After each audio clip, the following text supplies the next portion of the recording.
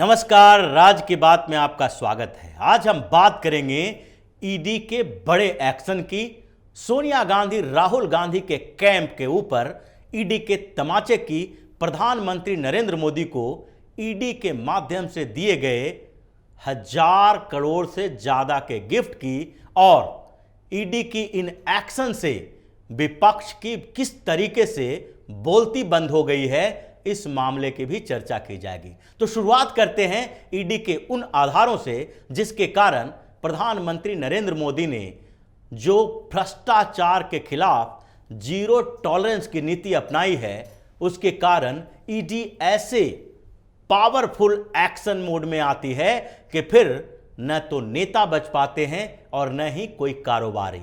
भले ही ईडी के ऊपर गंभीर से गंभीर आरोप लगाने की कोशिश विपक्ष करती रहे कि ईडी तो सिर्फ और सिर्फ राजनीतिक बदले की भावना से कार्रवाई करती है, सिर्फ नेताओं के खिलाफ कार्रवाई करती है और इसलिए हर पार्टी के चोर भ्रष्ट नेताओं के ऊपर जो ईडी की कार्रवाई हुई है, उसके लिए इस एजेंसी को केंद्र की एजेंसी मान ली जाती है और यह परसेप्शन क्रिएट करने की कोशिश की जाती है कि ईडी का काम सिर्फ नेताओं को धमकी देना है। चाहे संजय राउत का मामला हो, अनिल देशमुख का मामला हो, सत्येंद्र जैन का मामला हो, मनीष सिसोदिया के करीबियों का मामला हो, या फिर ममता बनर्जी के मंत्रियों का मामला हो, या फिर कांग्रेस में सोनिया गांधी, राहुल गांधी, मल्लिकार्जुन खड़गे, ये तिकड़ी का नेशनल हेराल्ड घोटाले में जो भूमिका रही है और मनी लॉन्ड्रिंग का केस जो चला है, उसका मामला हो। हर जगह ईडी को इन्हीं मामलों के लिए जाना जाता है, परसेप्शन क्रिएट किया जाता है। लेकिन इस बीच दिवाली से पहले ईडी ने कुछ बड़े छापेमारी की और तकरीबन 1700 करोड़ रुपए का जब्ती की है और यह दिवाली गिफ्ट के तौर पर प्रधानमंत्री नरेंद्र मोदी को माना जा रहा है, क्योंकि 2-3 दिनों के अंदर ईडी ने कई बिजनेसमैन और एक नेता को क्रैक किया और उनकी संपत्ति भी जब्त की, कैश भी बरामद किए, ज्वेलरी भी बरामद की। लॉकर में से ऐसे ऐसे ज्वेलरी, कैश और सबके दस्तावेज मिले हैं कि किसी के भी होश उड़ सकते हैं। यह पता चल सकता है कि ईडी के पास जो ताकत मिली है उसका सही इस्तेमाल हो रहा है। पिछले दिनों सबसे पहले विजयवाड़ा और हैदराबाद की बात करते हैं, जहां से 2 मामले ऐसे सामने आए हैं। एक बिजनेसमैन का और दूसरा एक मामला है टीआरएस के सांसद का। एक मामला तो दबके रह गया क्योंकि यह बिजनेसमैन से जुड़ा हुआ था, कारोबारी है, और इसलिए इस पर जो ईडी का एक्शन हुआ है उससे किसी भी विपक्षी पार्टी को कोई तकलीफ नहीं होने वाली है। यह घोटाला एमएमटीसी के मामले का है, यानी मिनरल एंड मटेरियल कारपोरेशन, जो एक पीएसयू है, जिसके ऊपर एक बड़ा आरोप लगा था कि हैदराबाद में इसके अधिकारियों ने एक ज्वेलरी शॉप के साथ मिलकर एक बड़ा घोटाला किया है, जिसमें करीब 500 करोड़ से ज्यादा के ज्वेलरी यानी सोना चांदी उससे निकाला गया और उसमें फॉर्जरी किया गया। उसके लिए कोलेट्रल मनी जमा नहीं की गई, न ही जमानत राशि जमा की गई और न ही उसके बदले में एमएमटीसी को यह आश्वासन दिया गया कि वो जो ज्वेलरी ले जा रहे हैं उसका रिकॉर्ड दर्ज होना चाहिए।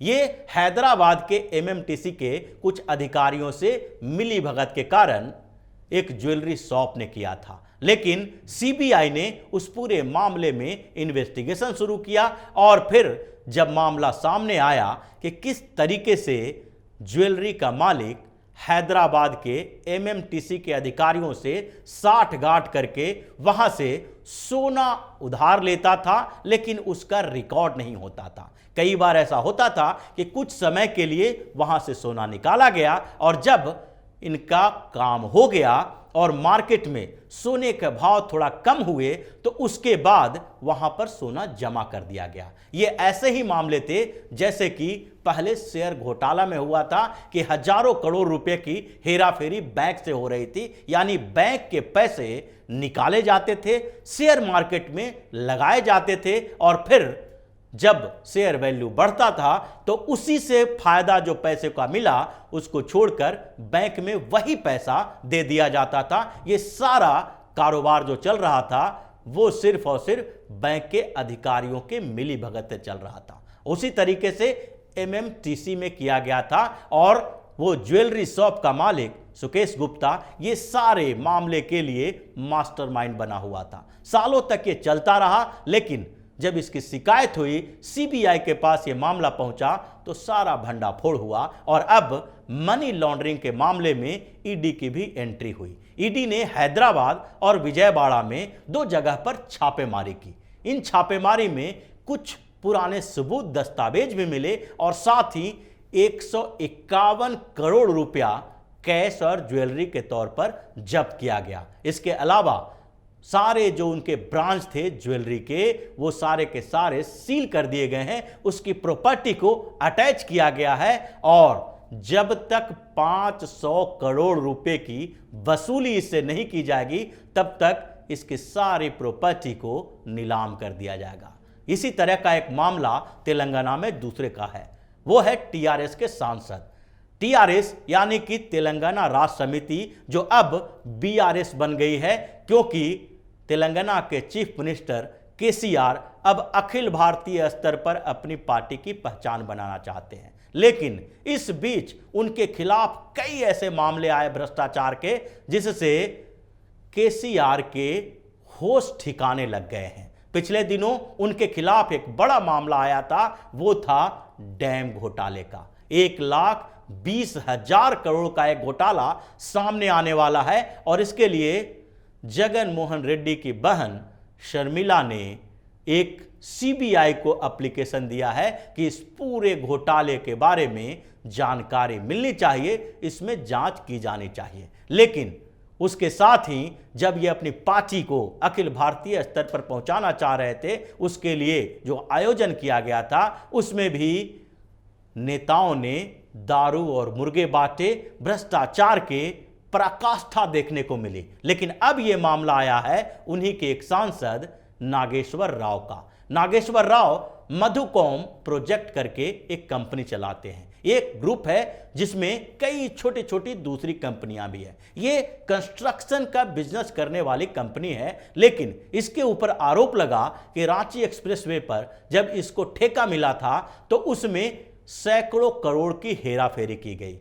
वो घोटाला था सामान्य नहीं, बल्कि वो घोटाला पैसे का बैंक से लेना और फिर उस पैसे का इस्तेमाल कंस्ट्रक्शन मटेरियल खरीदने के लिए करना और उन मटेरियल का इस्तेमाल दूसरी कंपनियों के लिए करना। ये सारा जो साजिश रची गई थी वो इसलिए रची गई थी कि एक कंपनी को दिवालिया बुलवाओ, उसके पैसे का इस्तेमाल दूसरी कंपनी में करो और फिर उस कंपनी पर जो लोन लिया गया है उसको रफा दफा करने के लिए बैंक के साथ सेटलमेंट करो। यह सारा मामला जब सामने आया तो उसके बाद नागेश्वर राव और उनकी फैमिली के प्रॉपर्टी को सीज करने की कोशिश की गई। ईडी की एंट्री हुई और पीएमएलए के तहत मामला दर्ज किया गया। फिर ईडी ने कार्रवाई शुरू की। नागेश्वर राव के कंपनी, उनके अपने मकान और अलग अलग क्षेत्रों में प्रॉपर्टी अटैच किया गया है और इस बीच पहले 73 करोड़ रुपए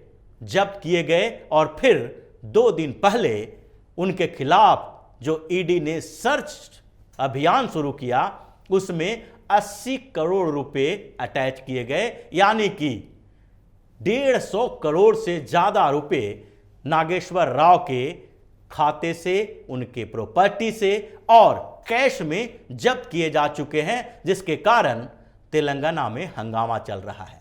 केसीआर की पार्टी के लोग भारतीय जनता पार्टी के ऊपर आरोप लगा रहे हैं कि जिस तरीके से उनके नेताओं को भ्रष्टाचार में धकेला जा रहा है वो एक राजनीतिक बदले की भावना के तहत किया जा रहा है। लेकिन यही केसीआर की पार्टी के लोग ज्वेलरी शॉप और एमएमटीसी घोटाले पर चुप्पी साधे हुए हैं, जबकि विजयवाड़ा में, हैदराबाद में उसके खिलाफ भी कंप्लेन आया और उसके भी 151 करोड़ की संपत्ति साथ में ज्वेलरी और कैश जब्त किए गए हैं। इसके अलावा एक और मामला सामने आया है सूर्या फार्मास्यूटिकल लिमिटेड का। यह भी बैंक फ्रॉड का मामला है, जिसमें एक दिन पहले ही ईडी ने छापेमारी की और जो फार्मास्यूटिकल कंपनी आजकल बैंक से लोन लेकर और लोन के पैसे को दूसरी सेल कंपनियों में ट्रांसफर करके अपनी कंपनी को लॉस में दिखाना और फिर बैंक के उन पैसों के माफी के लिए, सेटलमेंट के लिए तैयारी करना, यह सारा का सारा बैंक फ्रॉड का मामला सामने आया और ईडी ने 80 करोड़ रुपए इससे जब्त किए। लेकिन इससे भी बड़ी कार्रवाई एक बिल्डर के खिलाफ हुई जो चंडीगढ़ का है। ललित गोयल नाम का यह बिल्डर IREO नाम की कंपनी चलाता है और ये प्लॉट्स, बिल्डिंग्स और फ्लैट्स बनाता है, प्लॉट खरीदता है और इसमें इन्वेस्टर का पैसा लगा हुआ था। 200 करोड़ से ज्यादा का यह फ्रॉड का मामला आया था, जिसमें यह इन्वेस्टर्स का, बायर्स का, होम बायर्स का पैसा लेता था और वो पैसा अलग अलग कंपनियों में ट्रांसफर कर देता था। उसने अब तक किसी भी बायर्स को पोजीशन नहीं दिया। इसके लिए कंप्लेन की गई, CBI की एंट्री हुई और फिर ईडी ने भी एंट्री कर ली और ललित गोयल को एयरपोर्ट से पकड़ के लाया गया, जो विदेश भागने की तैयारी में था। इसके साथ ही ईडी ने उसके सारी प्रॉपर्टी पर नजर डालना शुरू किया और 1200 से ज्यादा करोड़ की संपत्ति को जब्त कर लिया गया है, जिसमें 500 करोड़ तो लगभग अलग अलग जगहों पे कैश में मिले हैं और दूसरे स्तर पर इसके फ्लैट, मकान, फार्म हाउस और दूसरी कंपनियों के जो प्लॉट्स थे सारे के सारे जब्त कर लिए गए हैं और बायर्स का पैसा लौटाने की तैयारी की जा रही है। यानी दिवाली से पहले 2-3 दिनों के अंदर लगभग 1700 करोड़ रुपए संपत्ति के तौर पर, ज्वेलरी के तौर पर या कैश के तौर पर अलग अलग जगहों के छापे में बड़े स्तर की कार्रवाई में ईडी ने जब्त किए। लेकिन विपक्ष या फिर राजनीतिक पार्टी इस पूरे कार्रवाई में सिर्फ एक के ऊपर उंगली उठा रही है और वो है तेलंगाना के सांसद नागेश्वर राव के खिलाफ जो ईडी की कार्रवाई हो रही है उस पर। यह एक तरह से कांग्रेस के नाम पर राहुल गांधी और सोनिया गांधी को एक करारा तमाचा है। जो परसेप्शन क्रिएट करने की कोशिश कर रहे हैं अरविंद केजरीवाल, राहुल गांधी, शरद पवार, उद्धव ठाकरे, ममता बनर्जी जैसे नेता, ये परसेप्शन जनता के बीच क्रिएट करने की कोशिश कर रहे हैं कि ईडी तो केवल नेताओं के खिलाफ कार्रवाई करती है, क्योंकि केंद्रीय एजेंसियां मोदी सरकार के इशारों पर क्षेत्रीय पार्टियों को, जो विपक्ष में बैठी हुई है, उसे परेशान कर रही है, उनके नेताओं को परेशान करके उनके ऊपर छापेमारी कर रही है। अरविंद केजरीवाल भी बार बार इसी का आरोप लगाते हैं। लेकिन जो कार्रवाई पूरे देश में ईडी कर रही है बिजनेसमैन के खिलाफ, करप्शन के खिलाफ मुहिम छिड़ा हुआ है और पिछले 14 महीने में तकरीबन 1.5 लाख करोड़ रुपए की संपत्ति और कैश जब्त किया गया है, इसकी चर्चा विपक्षी पार्टियां नहीं करती है, ताकि लोगों को यह पता न चल जाए कि ईडी को इंपावर करने से, सुप्रीम कोर्ट के आदेश के बाद ईडी की ताकत बढ़ाने से किस तरीके से भ्रष्टाचारियों के खिलाफ नकेल कसा जा रहा है। लाखों करोड़ रुपया जो डकार चुके थे उनसे वापस ली जा रही है। तो इसी तरह की खबरों के साथ फिर से हाजिर होंगे। तब तक के लिए बने रहिए हमारे साथ और देते रहिए हमें सहयोग, ताकि इसी तरह की खबर हम आपके लिए लाते रहें। धन्यवाद।